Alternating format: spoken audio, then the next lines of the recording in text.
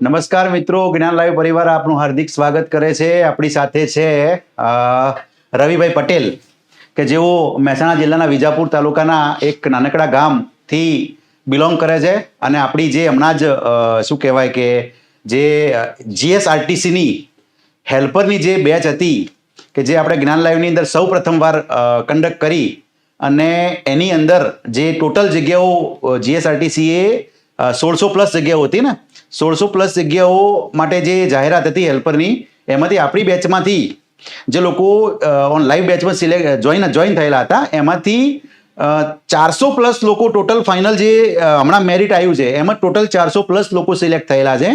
અને એમાંથી આજે આપણે જે જ્ઞાન લાઈવ પરિવારે જે આજે સન્માન સમારોહ યોજ્યો હતો અને જે બધા મિત્રો આવેલા હતા એમાંથી જેમની અનુકૂળતા હતી એમાંથી આપણી જોડે એક છે રવિભાઈ પટેલ હાજર.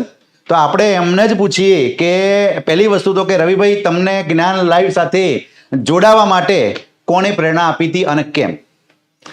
પહેલા તો એવું થયું કે મારી વાઈફને મેં પૂછ્યું હતું કે હું જ્ઞાન લાઈવના ક્લાસ એટેન્ડ કરું એટલે કે તમારી ઈચ્છા. પછી અમે બંનેને ડિસ્કસ કરી જોડે કે શું કરવું જોઈએ. પછી મારા વાઈફે એમ કીધું કે ના તો એ કરી લો આ વખત.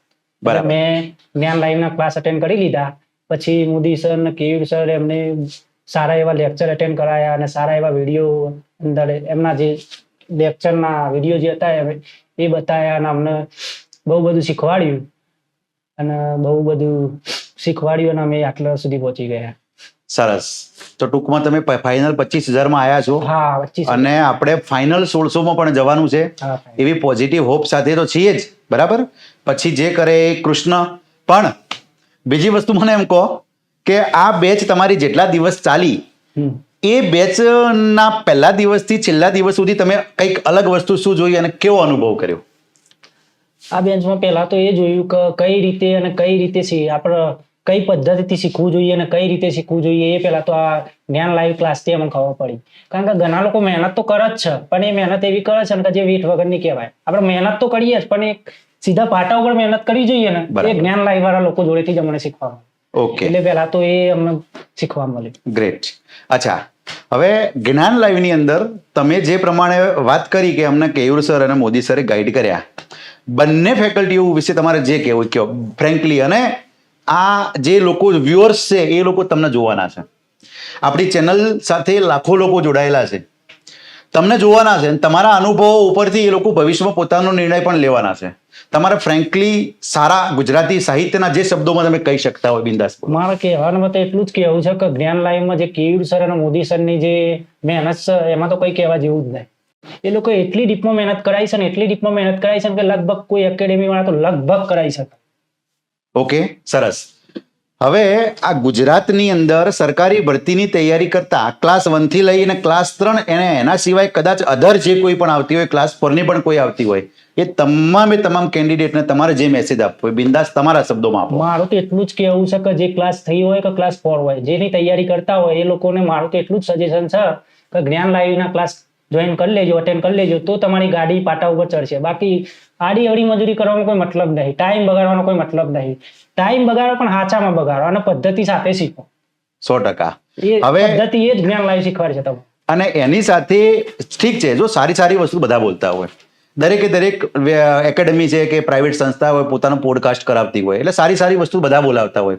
તમને નેગેટિવ પાસું જે લાગ્યું ને એ પણ લોકોને કહી દો. આપણે લોકોને એ બી કહેવાનું છે કે અમારા નેગેટિવ પાસા છે ને અમે આવતી વખતે લઈને નહીં આવીએ. ના, ઘણા એકેડેમી વાળા હતા, ઘણા લોકો આજુબાજુ વાળા હતા કે તમે જ્ઞાન લાઈવના ક્લાસ ખોટા અટેન્ડ કર્યા અને ખોટા તમે પૈસા બગાડો છો. પણ એ વાત એમની બિલકુલ ખોટી છે. કારણ કે જ્ઞાન લાઈવના ક્લાસ અટેન્ડ ના કર્યા તો તમે આ સ્ટેજ સુધી પહોંચ્યા જ ના હોય. પહેલા તો તમારા કહેવાનો મતલબ કે સલાહ કોની લેવી જોઈએ? સલાહ તો લેવી જ જોઈએ. જ્ઞાન લાઈવના સલાહ લીધા વગર તમે આટલા સુધી પહોંચી જ ના શકો. તમે એમ કહેતા હોય કે ક્લાસ વગર માહિતી આપણે આટલા સુધી પહોંચી જઈએ, એ શક્ય જ નહીં. સલાહ સૂચન તો લેવું જ પડે. અને મારું કહેવું તો એટલું જ છે કે તમારે જો કોઈ ક્લાસ જોઈન કરવા હોય તો જ્ઞાન લાઈવના ક્લાસ સૌથી બેસ્ટ છે. એ લોકો એટલી બધી ડીપમાં સજેશન આપે છે ને આપણને તો કેવું જ ના પડે. તો તમને બેચ પહેલા દિવસથી છેલ્લા દિવસ સુધી કમ્પ્લીટ ફ્લુઅન્ટલી બધો સિલેબસ પૂરો કરી આપ્યો હતો? ટોટલી સિલેબસ જ્ઞાન લાઈવ બરાબર. એના જોડે જેટલું પણ સાહિત્યની જરૂર હતી એ અહીંથી પ્રોવાઈડ કર્યું હતું ને અહીંયા અવેલેબલ નહોતું. એ સાહિત્ય કઈ રીતે અને ક્યાંથી મળશે એની પણ ગાઈડલાઈન તમને આપવામાં આવી હતી કે નથી આવી એ પણ તમે દર્શકોને કહી દો. અમને દરેક ટોટલી સિલેબસ થી લઈને બધી જ પુસ્તકોથી લઈને ટોટલી બધું જ આપવામાં આવ્યું હતું. એ લોકોએ બધી જ અમારી માટે સેવા કરી હતી, ફૂલ સેવા તો હતી. કોઈ એવી કમિટમેન્ટ રહી ગઈ હતી કે જે તમે કદાચ ડિમાન્ડ કરી હોય અને વચ્ચેથી અમે પૂરી ના કરી હોય ના એવો કોઈ જેવો ઇસ્યુ આવ્યો જ નથી કે જે રહી ગયો હોય. અને કંઈક વધારે જરૂર પડી હતી એ વસ્તુ તમે જે ડિમાન્ડ કરી હતી તમારા જે ફેકલ્ટીએ ફૂલફિલ કરી હતી કે કેમ?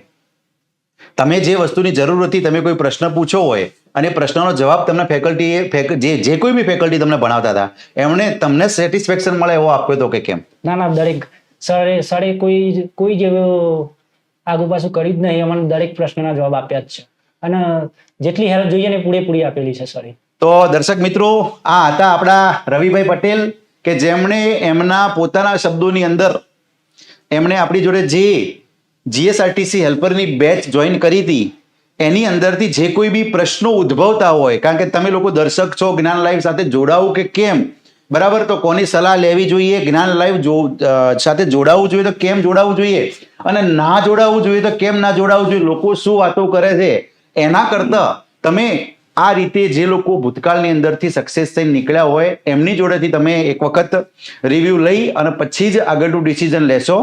તો આ સાથે આપણે રવિભાઈને ખૂબ ખૂબ ધન્યવાદ કહીશું કે એ લોકો સ્પેશિયલ છે કે વિજાપુરથી અહીંયા સુધી લગભગ 80 કિલોમીટરનો ધક્કો ખાધો અને આપણને આટલી માહિતી પણ આપતા ગયા જોડે રહીને કે જેથી કરીને આવનારા ભવિષ્યની અંદર તૈયારી કરતા જે અલગ અલગ ફિલ્ડની તૈયારી કરતા હોય એમને પણ એ લોકો એમના જે શબ્દો હતા એનાથી આપણને પથદર્શન મળશે.